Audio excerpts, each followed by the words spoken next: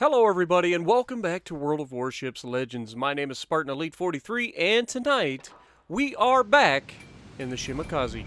And we're on Northern Waters and it's a domination. And there's a couple destroyers on the enemy team. But there are also 2 radar cruisers on the enemy team, which is not preferable. But we're going to push out to the side that we spawn on, try to take our side, and see what we can get into.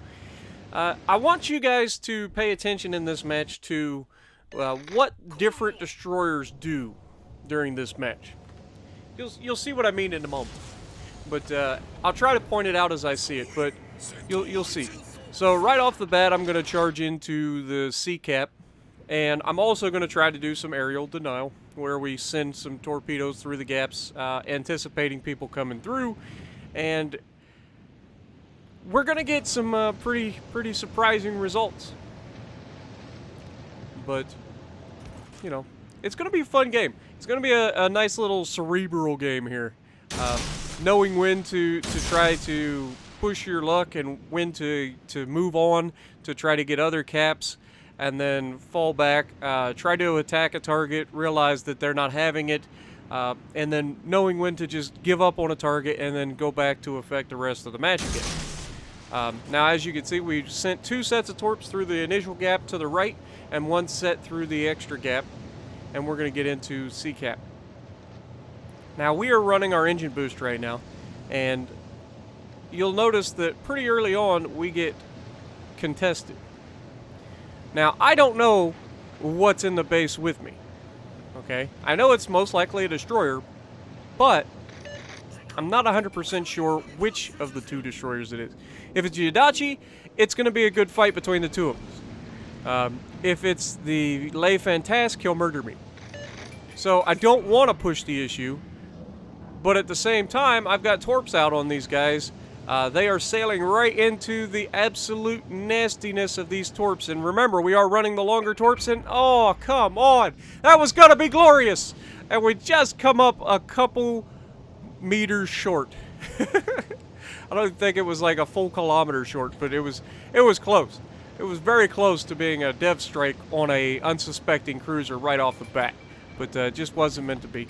Now you can see we are contested. I'm going to start getting away from this Alaska because he is inside radar range. We were radared for a very short amount of time and it disappeared. So that means that we got pretty lucky. And so what we're going to do now is notice that everybody on my team is kind of conjugated right around the D cap, or I guess it'd be the B cap at our spawn. And they're just kind of like, I don't know, not being too useful is the word I look at it. And I'm not, you know, whatever. I know some people getting upset because I call out these things, but I'm treating it as a teaching thing, guys. When I call out these things, I call myself out too. You guys hear it all the time. I make stupid mistakes, I call it out. But the reason I do that is to help teach people. If you're watching the video and you're like, oh, you know, sending everybody on my team to one point of the map while it's a domination is not a good idea. And you'll see that the enemy is going to get control of 3 caps very early in the match. Now, we do get a good hit on the Alaska. We get a second hit on the Alaska, and then he immediately gets finished by our Gross First. Gross First is going to be the only one on my team that helps come over to this side. The only one. Everybody else is just, I don't know. I don't know what they're doing. I guess they're getting baited into sitting in the spawn and shooting, you know, 20 kilometers to try to do damage, instead of trying to push their advantage anywhere on the map. Now, they've capped this base. Now, one of the things that I've tried to show in my destroyers is, a lot of times when a destroyer caps a base, he just immediately turns away and runs out of the base, okay? Meaning that if you can slip into the base right after he leaves it, there's a good chance you're going to capture the base, and then minimal points lost in the process. Now, we launched torps at the second Alaska out there, and we were way off. He slowed down and was able to avoid them. But I'm assuming he's run his hydro for that. And you'll see why I say that in a little bit, because it's going to come into play. Now, right now, we are not actually capturing the area. He's contesting, which means he's still in the cap. The destroyer is. But then he gets out of the cap and allows us to start capturing the base. And that is a big indicator, and you can see the torpedoes. Also, very well aimed torpedoes. Most likely going for the battleship behind me. But because we put ourselves between the battleship and expected torpedoes, we're able to screen for our battleship, which is a huge advantage if you're in a battleship. Being able to see those torpedoes so much sooner means that you're less likely to get hit by them. You can do more. You have more time. Now, we stack all of these torpedoes in that little gap between the islands because the odds that Alaska sees him coming is slim. His destroyer is not screening for him. His hydro is likely gone, which means he has all of the bad things about to happen to him as the Le Fantasque on the enemy team takes out our Baltimore from point blank. Because our Baltimore put himself right up against the edge of the island and had nowhere to go. So Le Fantasque yellow rushes him, and down he goes. But Udachi's going to push out and try to go for our gross occur first. And I sent all of those torps at the Alaska, and notice that I can't sit here and help this guy forever. And we do get the hits that we need. Are we going to finish him? No, we just can't quite finish him off. But I get into chat and I go, gross occur first. I just punched that Alaska with 2 torpedoes. He's got no health left. Make sure you finish him quickly. All right. Now, nobody's responding to me, but I say it anyway because you never know. It might be enough to help somebody, you know, figure out what they need to do. Prioritize targets. But as I push over here, I'm going to capture another base. Yes, I have a couple battleships out here that are juicy targets, and yes, if you get an opportunity to take out a giant battleship like a gross occur first or a Yamato, you got to jump at those opportunities, but you don't want to do it while putting your team at risk of losing. And what I mean by that is these guys are essentially kiting right now. Okay, they're not doing anything to help their team. So as long as I go after them, then I'm actually hurting my team. Does that make sense? It's the same thing we talk about with kiting cruisers or kiting battleships. If you're chasing them, that is the only time that kiting works. Because it's drawing people away from objectives. It's drawing people away from other fights. So as long as you don't take the bait and chase kiting people, then you will be absolutely fine. You will be much more helpful to your team. Because kiting people just don't do anything for their team. The only time that strategy works is if you actually chase them. And so here, while we are taking opportunities to try to torp the gross occur first, and you can see I didn't spread him out enough and he's able to turn in, but that also tells me he's probably running his sonar right now. And you'll notice that I'm going to do everything in my power to maintain at least 6.1 kilometers between me and him. Because if he's running his hydro and he gets in 6 kilometers, guess who's going to light up like a Christmas tree? Me. And that's not preferable. So we're trying to maintain distance, keep ourselves hidden. We don't want to be detected if we don't have to be. And we're also capturing another cap. Now the team has managed to pull together over on the other side of the map. They are capturing A, and they are moving in our direction. So we have secured basically every point on the map at this point.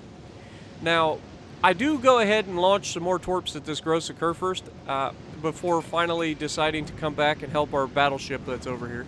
The gross occur first on our team has done a pretty good job of holding this side, keeping himself relatively safe. He has taken an absolute beating, but he's alive. We're gonna try to head. We're gonna try to head over and help him out again. Now, I was anticipating this gross occur first doing the smart play, which was turn towards his other battleship and go that direction. What he actually does is turn all the way back around so that he's coming all the way back this way, which was not expected and actually ends up probably saving his life for a little bit longer. But at the end of the day, it's inconsequential because he's putting himself in an engagement with my entire team, basically. And that leaves me free to come back here and harass the enemy Yamato. Now, as you can see, gross occur first inevitably goes down to the Udachi. Can't believe it took the Udachi this long to kill it. But that just goes to show that the gross occur first wasn't a complete potato. The dude knew what he was doing. He was dodging torpedoes. Because, you know, for as long as you've seen how many times I've reloaded. Now put that into perspective with the Yudachi being able to launch 8 torpedoes and then use his torp reload booster, launch 8 more, and then still be able to keep up with me with the reload on the torpedoes. So that's why I say that dude actually did pretty well. Now Yami has gone into the base, so my job, get him out of it. And at this point, I have completely dedicated myself to the fact that I am going to YOLO this Yami. The odds that this Yami has HE loaded when we get into a fight, very minimal. So I am expecting to not be completely and utterly obliterated the first time he gets the chance to shoot me. Now, luckily, as we get into the cap, we contest, he fires his guns over me. Clearly, you can see that they are armor piercing. And right now, he should be loading HE. If you're in this position, you're in a base, you know that you're contested, you just fired your guns, load that HE, because you're going to see in a moment that it could have killed me and lived. Because he has a quick enough reload. Now, we get our torps back. As you can see, we're swinging out to get the torps in. Now, we know he's going to turn, so we don't launch everything. Of course, we didn't have them all anyway, but he shoots us. Now we're catching him, and then for the last one, we're going to wait just in case we don't hit him with enough or we get damage saturation on the nose. But as you can see, we didn't, and we do finish him off. Now, we've got 147,000 damage. We've got 2 solo caps. We've done everything in our power to keep the enemy at bay on this side of the map. We've done a very good job of it up to this point, taking minimal damage until that engagement right there. And you'll notice if he had shot like center of my ship, he could have blown up my torp tubes and absolutely wrecked me, because that would have knocked them out before they got loaded, which resets your reload. I was a very risky play for me because I wasn't loaded on my torps yet going in, so don't recommend that, but you know, sometimes you get that. But I was headed back around to put myself between where I think the Yudachi was and my other battleship when this game ended on points. Because again, we want to screen for our battleships when we have the opportunity. 2,800 base XP though, showcasing that we did a pretty phenomenal job as far as keeping the team in the game. Even if we conceded initially, we came back around and we took what we needed to take. So if you like what I'm doing, punch the like button, leave a comment below, subscribe to the channel if you haven't already, and as always, I will see you in the next video.